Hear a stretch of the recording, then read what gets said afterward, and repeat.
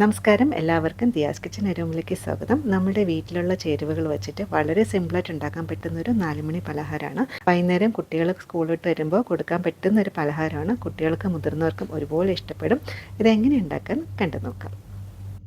അതിനായി ഒരു ബൗളിലോട്ട് 1 കപ്പ് ഗോതമ്പ് മാവ് ചേർക്കാം. ആവശ്യത്തിന് ഉപ്പും കൂടി ചേർത്തിട്ട് നന്നായിട്ടൊന്ന് മിക്സാക്കിയതിന് ശേഷം ഇതിലോട്ട് 1/2 കപ്പ് പാലും കൂടി ചേർത്തെടുക്കാം. നമ്മൾ എത്രയാണോ ഗോതമ്പ് മാവ് എടുക്കുന്നത് അതിൻ്റെ പകുതിയാണ് പാല് ചേർക്കേണ്ടത്.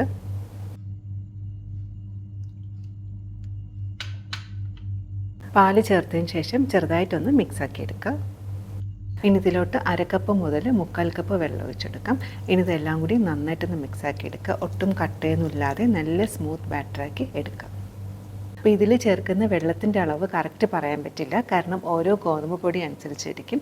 1 കപ്പ് ഗോതമ്പ് പൊടിക്ക് അറൗണ്ട് ഒരു 1 മുതൽ 1.5 കപ്പ് പാലും വെള്ളവും കൂടി രണ്ടും കൂടി ചേർത്ത് നമുക്ക് എടുക്കേണ്ടി വരും. അങ്ങനെ നന്നായിട്ടൊന്ന് മിക്സാക്കി എടുത്തിട്ടുണ്ട്. നമ്മുടെ ബാറ്റർ ഒരു ദോശമാവിൻ്റെ ഒരു കൺസിസ്റ്റൻസിയാണ് ആവേണ്ടത്. ഈ ഒരു രീതിയിലാണ് ആകേണ്ടത്. അങ്ങനെ ആദ്യത്തെ സ്റ്റെപ്പ് റെഡി ആയിട്ടുണ്ട്. ഇനി അടുത്ത സ്റ്റെപ്പ് ഇതിനാവശ്യമായിട്ടുള്ളൊരു ഫില്ലിംഗ് ആണ് തയ്യാറാക്കേണ്ടത്. അതിന് വേണ്ടിയിട്ട് ഒരു ബൗൾ എടുത്തിട്ടുണ്ട്. അതിലോട്ട് 1/2 കപ്പ് നാളികേരം ചേർത്തെടുക്കാം. ഇതിൽ ഞാൻ മധുരത്തിൻ്റെ ഫില്ലിങ്ങാണ് തയ്യാറാക്കുന്നത്. അപ്പോൾ അതിന് വേണ്ടിയിട്ട് ഒന്നിലും നമുക്ക് പഞ്ചസാര ചേർക്കാം, അല്ലാന്നുണ്ടെങ്കിൽ ശർക്കര ചേർക്കാം. അപ്പോൾ ഞാനിപ്പോൾ ശർക്കര പൊടിച്ചതാണ് ചേർക്കുന്നത്. ഒരു 2 ടേബിൾ സ്പൂൺ ശർക്കര പൊടിച്ചത് ചേർക്കാം. അപ്പോൾ ഈ മധുരത്തിൻ്റെയൊക്കെ അളവ് നമ്മളുടെ ഇഷ്ടം അനുസരിച്ചിട്ട് കൂട്ടുകയോ കുറയ്ക്കുകയൊക്കെ ചെയ്യാം. ഒരു ഫ്ലേവറിന് വേണ്ടിയിട്ട് കുറച്ച് ഏലം പൊടിച്ചതും കൂടി ചേർക്കാം. ഇതിലോട്ട് കുറച്ച് നട്ട്സ് ചേർക്കാം. ഞാനിവിടെ കുറച്ച് കാഷ്യൂ നട്ടും ബദാമും കൂടെ ചെറുതായിട്ട് കട്ട് ചെയ്തേക്കുന്നത് ചേർക്കുന്നുണ്ട്. അപ്പോൾ ഇത് ഓപ്ഷണലാണ്, ഉണ്ടെങ്കിൽ ചേർക്കുക. ഇത് ചേർത്ത് കഴിഞ്ഞാൽ നമ്മളിത് കഴിക്കുമ്പോൾ ഇടയ്ക്ക് നട്ട്സ് കഴിക്കാൻ കിട്ടുന്നത് പ്രത്യേക ഒരു ടേസ്റ്റാണ്. ഇനി ഇതെല്ലാം കൂടി നന്നായിട്ടൊന്ന് മിക്സാക്കി എടുക്കാം. ഈ ഒരു ഫില്ലിംഗ് കുറച്ച് മധുരമല്ലേ, ഇതിന് പകരം വേണമെന്നുണ്ടെങ്കിൽ കുറച്ച് വെജിറ്റബിൾസോ അല്ലെങ്കിൽ ചിക്കനൊക്കെ വെച്ചിട്ട് കുറച്ച് സ്പൈസി ആയിട്ടുള്ള ഫില്ലിംഗ് നമുക്ക് തയ്യാറാക്കിയെടുക്കാം. അപ്പോൾ ഇത് വളരെ സിമ്പിളായിട്ടുള്ളൊരു ഫില്ലിംഗാണ്. അതായത് ഇതിൽ ചേർക്കുന്ന എല്ലാ കാര്യങ്ങളും നമ്മുടെ വീട്ടിൽ എപ്പോഴും ഉള്ള കാര്യങ്ങൾ തന്നെയാണ്. അപ്പോൾ ഇതെല്ലാം കൂടി നന്നായിട്ടൊന്ന് മിക്സാക്കി എടുത്തിട്ടുണ്ട്. അങ്ങനെ രണ്ടാമത്തെ സ്റ്റെപ്പും റെഡി ആയിട്ടുണ്ട്. ഇനി ഇതിലോട്ട് കുറച്ച് പഴവും കൂടി ചേർക്കുന്നുണ്ട്. ഞാനിവിടെ ചിക്കിയിട്ടാണ് ചേർക്കുന്നത്, അല്ലാന്നുണ്ടെങ്കിൽ ചെറുപഴം വേണമെങ്കിൽ ചേർക്കാം. നേന്ത്രപ്പഴം എടുക്കുന്നുണ്ടെങ്കിൽ നേന്ത്രപ്പഴം ചെറുതായിട്ടൊന്ന് കട്ട് ചെയ്ത് നെയ്യിലൊന്ന് വഴറ്റിയിട്ടാണ് ചേർക്കേണ്ടത്. പഴം സ്ലൈസ് ചെയ്യുമ്പോൾ ഒത്തിരി കട്ടിയായി പോകരുത്, കുറച്ച് തിന്നായിട്ട് തന്നെ സ്ലൈസ് ചെയ്തെടുക്കുക. കാരണം ഈ ഫില്ലിങ്ങിൻ്റെ കൂടെ വയ്ക്കേണ്ടതാണ്. ഇതുപോലെ കട്ട് ചെയ്തെടുക്കുക. ഇനി അടുത്തായിട്ട് ദോശ ഉണ്ടാക്കുന്ന ഒരു തവ എടുത്തിട്ടുണ്ട്. ചെറുതായിട്ടൊന്ന് ചൂടായതിന് ശേഷം നമുക്ക് കുറച്ച് എണ്ണ ഒന്ന് സ്പ്രെഡ് ചെയ്ത് കൊടുക്കാം.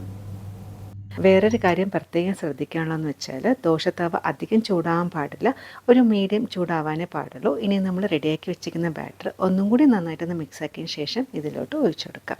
അപ്പോൾ ദോശത്തവ ഒത്തിരി ചൂടാണെന്നുണ്ടെങ്കിൽ ഈ ബാറ്റർ അധികം സ്പ്രെഡ് ചെയ്യാനായിട്ട് പറ്റില്ല. ഇതുപോലെ ഒന്ന് നിരത്തിയെടുക്കുക. അതായത് നമ്മൾ സാധാരണ ദോശ ഉണ്ടാക്കുന്ന പോലെ, പക്ഷെ ഒത്തിരി കട്ടിയാവരുത്, മാക്സിമം നൈസായിട്ട് തന്നെ നിരത്തിയെടുക്കാം. ഇനി ഇത് ഒരു സൈഡ് കുക്കാവാനായിട്ട് വെയിറ്റ് ചെയ്യുക. മാക്സിമം നമ്മൾ നൈസായിട്ട് നിരത്തിക്കൊണ്ട് തന്നെ 1 മിനിറ്റിനുള്ളിൽ തന്നെ നന്നായിട്ടൊന്ന് കുക്കായി കിട്ടും. ഇപ്പം നോക്കൂ, കാണുന്നുണ്ടോ, ആ ഒരു സൈഡ് നന്നായിട്ടൊന്ന് കുക്കായി കിട്ടിയിട്ടുണ്ട്. ഇനി ഇതിലോട്ട് നമ്മൾ റെഡിയാക്കി വെച്ചിരിക്കുന്ന ഫില്ലിങ് ഒരു 1-2 ടേബിൾ സ്പൂൺ ഇതിൻ്റെ സെൻറ്ററിലോട്ട് വെച്ച് കൊടുക്കാം. ഫില്ലിങ്ങിൻ്റെ മുകളിലോട്ട് നമ്മൾ കട്ട് ചെയ്ത് വെച്ചിരിക്കുന്ന പഴവും കൂടി വെച്ച് കൊടുക്കാം. പഴം ചേർക്കണം നിർബന്ധമില്ല കേട്ടോ, പക്ഷേ പഴം ചേർത്താൽ പ്രത്യേക ഒരു ടേസ്റ്റാണ്. അപ്പോൾ 2 അല്ലെങ്കിൽ 3 പീസ് വയ്ക്കാം. ഇനി ഇത് തിരിച്ചിടില്ല, നമ്മൾ പതുക്കെ ഒന്ന് ഫോൾഡ് ചെയ്താണ് എടുക്കുന്നത്. ഫോൾഡ് ചെയ്യുന്നതിന് മുന്നേ ജസ്റ്റ് ഇങ്ങനെ ഒന്ന് ഇളക്കി കൊടുക്കുക. അങ്ങനെ ആകുമ്പോൾ നമുക്ക് പെട്ടെന്ന് തന്നെ ഫോൾഡ് ചെയ്യാനായിട്ട് പറ്റും.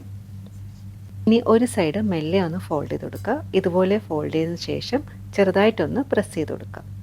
അതിനുശേഷം അടുത്ത സൈഡും ഇതേ രീതിയിൽ തന്നെ ഒന്ന് ഫോൾഡ് ചെയ്ത് കൊടുക്കുക. ഫോൾഡ് ചെയ്തതിന് ശേഷം ചെറുതായിട്ടൊന്ന് പ്രസ് ചെയ്ത് കൊടുക്കുക.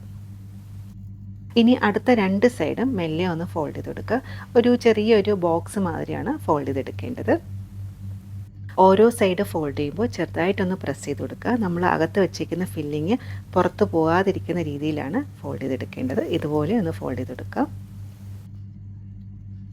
അങ്ങനെ ആദ്യത്തെ റെഡി ആയിട്ടുണ്ട്. ഇനി ഇതൊരു പ്ലേറ്റിലോട്ട് മാറ്റാം. ഇതുപോലെ ബാക്കിയും കൂടി ഒന്ന് റെഡിയാക്കി എടുക്കാം. ഒരു പ്രാവശ്യം കൂടെ കാണിച്ചു തരാം. ദോശത്തവ ചൂടായതിന് ശേഷം റെഡിയാക്കി വെച്ചിരിക്കുന്ന ബാറ്റർ ചെറുതായിട്ട് തിന്നായിട്ടൊന്ന് സ്പ്രെഡ് ചെയ്ത് കൊടുക്കാം. അറൗണ്ട് 1 മിനിറ്റ് ആയതിനു ശേഷം നമ്മൾ റെഡിയാക്കി വെച്ചിരിക്കുന്ന ഫില്ലിങ് ഇതിൻ്റെ സെൻറ്ററിലോട്ട് വെച്ച് കൊടുക്കാം. പഴവും കൂടി വച്ചതിന് ശേഷം 4 സൈഡും മെല്ലെ മടക്കി ഒരു ബോക്സ് ഷേപ്പാക്കി എടുക്കാം. ഓരോ സൈഡും ഫോൾഡ് ചെയ്തതിന് ശേഷം ചെറുതായിട്ടൊന്ന് പ്രസ് ചെയ്ത് കൊടുക്കുക. എന്നാൽ മാത്രമേ ഫില്ലിങ് ടൈറ്റായിട്ട് തന്നെ ഇരിക്കത്തുള്ളൂ. അപ്പോൾ ആദ്യത്തെ ഒരു പ്രാവശ്യം ചെറിയൊരു ബുദ്ധിമുട്ടുണ്ടായിരിക്കും, പക്ഷേ രണ്ടാമത്തെ പ്രാവശ്യം വളരെ ഈസി ആയിട്ട് തന്നെ നമുക്ക് തയ്യാറാക്കി എടുക്കാൻ പറ്റും. അങ്ങനെ എല്ലാം ഞാൻ റെഡിയാക്കി എടുത്തിട്ടുണ്ട്. ഈ ഒരു അളവിൽ നമുക്കൊരു 5 പലഹാരങ്ങൾ തയ്യാറാക്കി എടുക്കാൻ പറ്റും.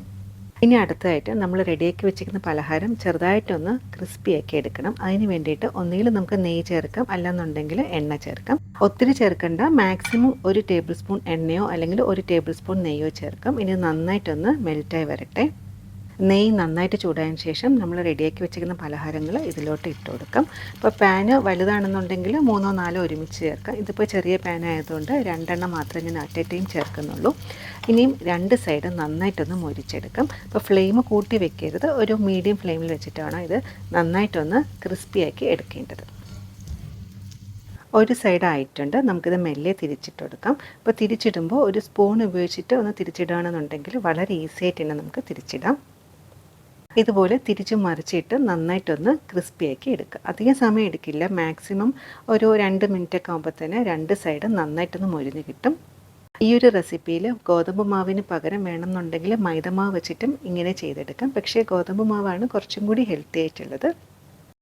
ഇങ്ങനെ നമ്മൾ മൊരിച്ചെടുക്കുകയാണെന്നുണ്ടെങ്കിൽ ഉള്ളിൽ വെച്ച ശർക്കരയൊക്കെ കുറച്ചും കൂടി മെൽറ്റായി നമ്മൾ കഴിക്കുമ്പോൾ നല്ലൊരു ജ്യൂസി ആയിട്ട് തന്നെ ഉണ്ടാവും. ഇതുപോലെ എല്ലാ സൈഡും നന്നായിട്ടൊന്ന് മൊരിച്ച് നല്ല ക്രിസ്പി ആയിട്ടിരിക്കുക. ഞാനൊന്ന് തൊട്ട് കാണിച്ചു തരാം കേട്ടോ. നല്ല ക്രിസ്പി ആയിട്ടുണ്ട്. ഇനി ഇതൊരു പ്ലേറ്റിലോട്ട് മാറ്റാം. ഇനിയും ബാക്കിയും കൂടി ഒന്ന് റെഡിയാക്കി എടുക്കാം. ഈ ഒരു സൈഡൊക്കെ നല്ല ക്രിസ്പി ആയിട്ട് കിട്ടിയിട്ടുണ്ട്. അങ്ങനെ നമ്മുടെ സ്വാദേറിയ 4 മണി പലഹാരം റെഡി ആയിട്ടുണ്ട്. നല്ല ചൂട് ചായയുടെ കൂടെ ബെസ്റ്റ് കോമ്പിനേഷനാണ്. അപ്പോൾ ഈ ഒരു റെസിപ്പി എല്ലാവർക്കും അറിയുന്നൊരു റെസിപ്പി തന്നെയാണ്, പക്ഷേ ഞാൻ ചെറിയൊരു മാറ്റം വരുത്തുന്നേ ഉള്ളൂ. ഇത് നല്ല ക്രിസ്പിയാണ്, സൗണ്ട് കേൾക്കുന്നുണ്ടോ? അപ്പോൾ നല്ല മുരിച്ചെടുത്തിട്ടുണ്ട്. അപ്പോൾ ഇത് ഒരെണ്ണം എടുത്ത് ഞാൻ കാണിച്ചു തരാം. നോക്കുകൊണ്ടോ, എല്ലാ സൈഡും നല്ല ക്രിസ്പി ആയിട്ട് കിട്ടിയിട്ടുണ്ട്.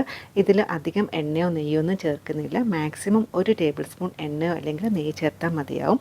കുട്ടികൾക്കും മുതിർന്നവർക്കും ഒരുപോലെ ഇഷ്ടപ്പെടുന്ന ഒരു 4 മണി പലഹാരമാണ്. ഞാനൊന്ന് മുറിച്ച് കാണിച്ചു തരാം. അപ്പോൾ ഇതിൻ്റെ പുറമേ നല്ല ക്രിസ്പി ആയിട്ടിരിക്കും, പക്ഷേ എൻ്റെ ഉള്ളിൽ സ്റ്റഫിംഗ് ഒക്കെ നല്ല മെൽറ്റായിട്ട് നല്ല ജ്യൂസി ആയിട്ടാണ്. അപ്പോൾ തീർച്ചയായും ട്രൈ ചെയ്ത് നോക്കുക. ഈ ഒരു റെസിപ്പി ഇഷ്ടപ്പെട്ടാൽ ഫ്രണ്ട്സ് ഫാമിലിയായിട്ടൊക്കെ ഒന്ന് ഷെയർ ചെയ്തും കൂടെ സപ്പോർട്ട് ചെയ്യണേ. ഈ ഒരു ചാനൽ ആദ്യമായിട്ട് കാണുന്ന കൂട്ടുകാരാണെങ്കിൽ റെസിപ്പീസ് ഇഷ്ടപ്പെട്ടാൽ ഒന്ന് സബ്സ്ക്രൈബും കൂടി ചെയ്ത് സപ്പോർട്ട് ചെയ്യണേ. ഈ ഒരു റെസിപ്പി ട്രൈ ചെയ്തിട്ട് നിങ്ങളുടെ ഫീഡ്ബാക്ക് അറിയിക്കാൻ മറക്കരുതേ. ശരിക്കും നിങ്ങളുടെ ഫീഡ്ബാക്ക് കിട്ടുമ്പോൾ ഉണ്ടല്ലോ ഭയങ്കര സന്തോഷമാണ്. അപ്പോൾ ഇതുപോലെ വേറെ റെസിപ്പി ആയിട്ട് കാണാം. താങ്ക്